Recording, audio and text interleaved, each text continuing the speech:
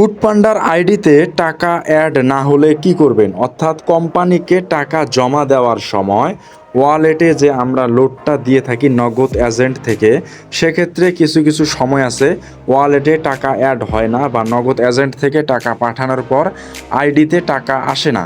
এক্ষেত্রে দুইটি সমস্যা হয়ে থাকে।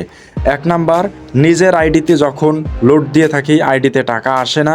দুই নাম্বার, ভুল করে অন্য আইডিতে টাকা পাঠিয়ে দিই। এর জন্য সমাধান রয়েছে।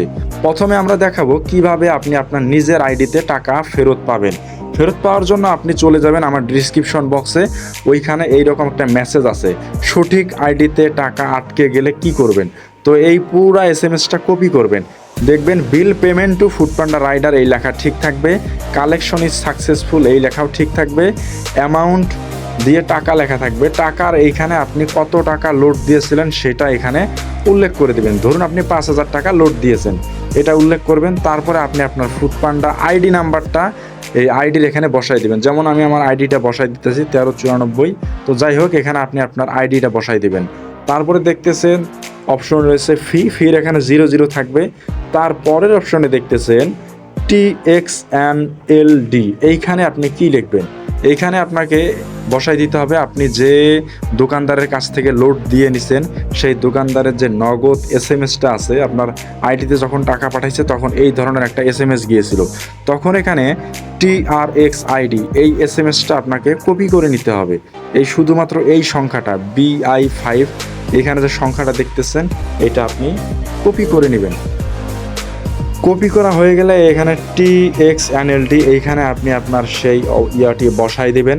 তারপরে দেখতেছেন এখানে তারিখ এবং সময়, এই তারিখ এবং সময়টা আপনি দেখতে পারবেন এসএমএসে দেওয়া আছে। এসএমএসে যে তারিখ এবং সময়টি দেওয়া আছে ঠিক সেই তারিখ এবং সময়টি এইখানে আপনাকে বসাই দিতে হবে। তারিখ এবং সময় বসিয়ে দেওয়া শেষ হলে পুরো এসএমএসটি কপি করুন। কপি করার পর আপনি যে জোনে কাজ করতেছেন সেই জোনের টেলিগ্রাম অফিসিয়াল গ্রুপে যাবেন। অফিসিয়াল টেলিগ্রাম গ্রুপে গিয়ে এখানে মেসেজটি পেস্ট করে পাঠিয়ে দিবেন। 4 থেকে 5 ঘন্টা সময় অপেক্ষা করলে আপনার আইডিতে টাকা চলে আসবে। বিশেষ দ্রষ্টব্য, আপনি সব সময় নগদ এজেন্ট দিয়ে আপনার ফুডপান্ডা আইডিতে লোড দিবেন। এখন দেখাবো ভুল আইডিতে টাকা চলে গেলে কি করবেন। ঠিক আগের মতোই সব কিছু থাকবে। এখানে bill payment, cash collect successful, অ্যামাউন্টের এখানে আপনি আপনার টাকা বসিয়ে দেবেন, কত টাকা লোড দিয়েছেন। তারপরে আপনি আপনার ফুডপান্ডার আইডি নাম্বারটা বসাই দিবেন।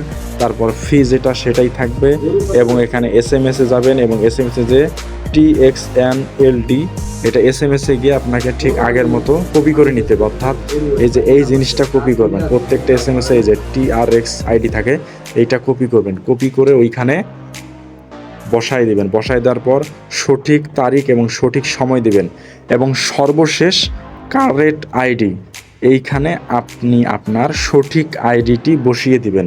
আর এখানে দিবেন হচ্ছে যে আইডিতে ভুলক্রমে টাকা গিয়েছে সেই আইডি এখানে দিবেন, আর এখানে আপনি আপনার সঠিক আইডি দিবেন।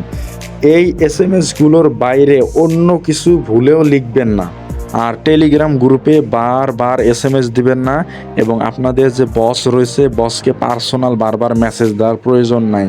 যদি টাকা নাই আসে কমপক্ষে একটা দিন অপেক্ষা করবেন, তারপরও যদি টাকা না আসে তাহলে অফিসে গিয়ে কথা বলবেন। সবাইকে ধন্যবাদ ভিডিওটি দেখার জন্য।